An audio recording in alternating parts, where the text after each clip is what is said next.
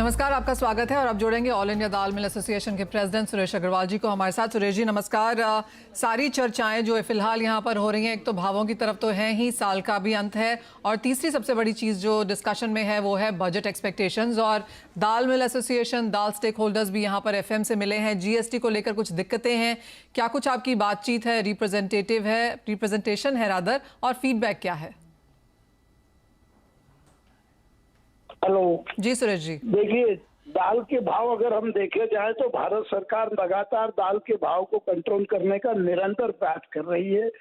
हर महीने उपभोक्ता मामले इस विषय में मीटिंग कर रहे हैं। हर महीने मेरी भी उनसे ऑनलाइन वर्चुअल मीटिंग हो रही है और सरकार ने भाव को काफी कंट्रोल किया है और कहीं कीमतें कहीं नहीं बढ़ी है। एक तरह से देखा जाए तो समर्थन मूल्य से नीचे ही कीमत है और सभी जो समर्थन मूल्य, चाहे चने का हो, तुअर का हो, उड़द का हो, मूंग का हो, सभी वस्तुएं समर्थन मूल्य से नीचे आ रही है। जीएसटी की एक हमारी जो प्रॉब्लम थी उसको परसों सरकार ने क्लियर करा है। मैं 12 सितंबर 2022 को माननीय निर्मला जी सीतारमण जी से भारत सरकार वित्त मंत्रालय में मिला था। वहां पर मैंने उनको अवगत भी कराया, स्पष्ट किया सब नियम प्रावधान और सारे जो समस्या है दूध देने वाले पशु के उपयोग में ये चूरी भूसी आती है। सैटरडे अभी 14 अपने शनिवार को जो मीटिंग हुई उस पर भारत सरकार ने उसको समाप्त कर दिया है और पुरानी डेट से ही समाप्त किया है, भूत नक्शी प्रभाव से समाप्त किया है। तो जीएसटी समाप्त करने के लिए चूरी भूसी पर भारत सरकार को बहुत बहुत धन्यवाद, प्रधानमंत्री जी को भी और वित्त मंत्री जी, तो उनका काफी शुक्रिया। अब कुछ समस्या अगर आप समझे कि मंडी टैक्स की आ रही है उत्तर प्रदेश और इधर, अगर व्यापार की दृष्टि से देखें तो ये साल तेजी का नहीं रहा। इस साल कीमतों में कोई इजाफा नहीं हुआ, उत्पादन भी ठीक रहा और बाहर से सरकार ने काफी मात्रा में आयात किया। जितनी अपेक्षा थी उससे अधिक मात्रा में सरकार ने माल आयात किया है। Hello okay. तो एक चीज और सुरेश जी, फिर अब आगे के लिए जो सप्लाई रहेगी, जो प्रोडक्शन रहेगी, वो कैसी देख रहे हैं? प्राइसेस इसी रेंज में आप देख रहे हैं या प्राइसेस का ट्रेंड कैसा रह सकता है गोइंग फॉरवर्ड? नहीं, प्राइजेस का ट्रेंड तो अभी हम देखें तो अभी इस साल हिंदुस्तान की सब नई फसल आती है, तुअर की आ रही है, मूंग की आ रही है और उड़द की। तो ये तीनों हमारे देश की साल में एक बड़ी फसल आती है, तीनों अभी आ रही है, तुअर की, उड़द की। और उसके कारण आज हम देखें तो प्राइजेस बहुत नीचे है। आगे चल के कुछ भी प्राइजों में सुधार आना है, इससे नीचे प्राइस जाए ये संभव नहीं, क्योंकि इसी प्राइस में किसान को उसकी मेहनत का, दवाई का खर्च, मजदूरी का खर्च नहीं मिल रहा है।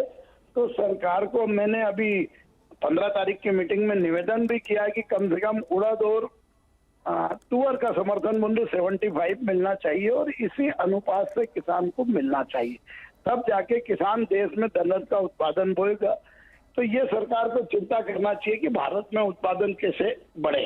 तो प्राइजें अभी कोई नई फसल के कारण हम देखें दिसंबर में और जनवरी में बढ़े, ऐसा संभव नहीं, क्योंकि दिसंबर में महाराष्ट्र की तुअर आ रही है, कर्नाटक की तुअर आ रही है और जनवरी में इसका उत्पादन, मंडियों की आवक और अन्य क्षेत्र की तुअर जैसे मध्य प्रदेश है, गुजरात है, उत्तर प्रदेश की, वो भी आ जाएंगी। तो कहीं कीमत बढ़ने की संभावना अभी नजर नहीं आती है।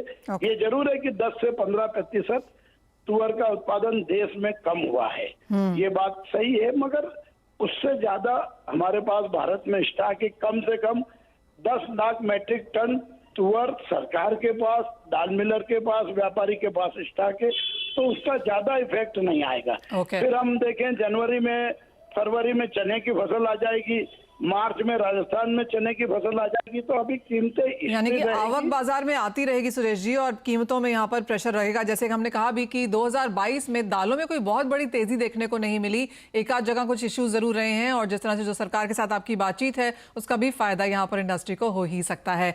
ये तो बात हुई दालों की, लेकिन बात यहाँ पर क्रूड की भी करना चाहेंगे, क्योंकि यहाँ पर कुछ सपोर्ट फिर से बनता हुआ नजर आया है। कैसे देखते हैं कुणाल, $80 का लेवल यहाँ पर होल्ड होता हुआ? मेरी राय में सस्टेन होना डिफिकल्ट है। जो डेवलपमेंट है, ये मेन जो हमने स्पाइक देखी है, that is because of China reopening. China में सब जगह पे रीओपनिंग ट्रेड स्टार्ट हो गया है और इसके चलते हुए हमने ऑयल में एक अपसाइड देखी है। मुझे सस्टेनेबल नहीं लग रहा है ये। मुझे लग रहा है कि सेल ऑन राइज की रणनीति अपनानी चाहिए। 60-30, 60-40 के बीच में मैं ऑयल में सेलिंग करना प्रेफर करूंगा।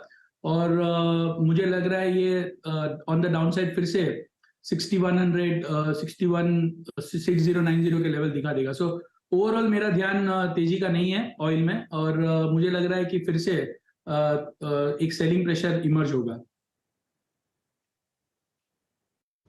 ओके, तो जो रिकवरी दिखी है वो टिकाऊ नहीं है, उछाल पर बेचने की सलाह है कच्चे तेल में कुणाल की ओर से। फिलहाल 6189 के लेवल्स देखने को मिल रहे हैं। नेचुरल गैस में भी 6-6.5% गिरावट के साथ फिलहाल कारोबार होते हुए दिखाई देगा। लेकिन चलिए, शुक्रिया सुरेश जी, कुणाल और जतीन, आप तीनों का ही आने के लिए शो में अलग अलग मुद्दों पर बातचीत करने के लिए। इसी के साथ रुक दें एक ब्रेक के लिए। ब्रेक के उस पार आप देख सकते हैं फ्यूचर एक्सप्रेस। नमस्कार।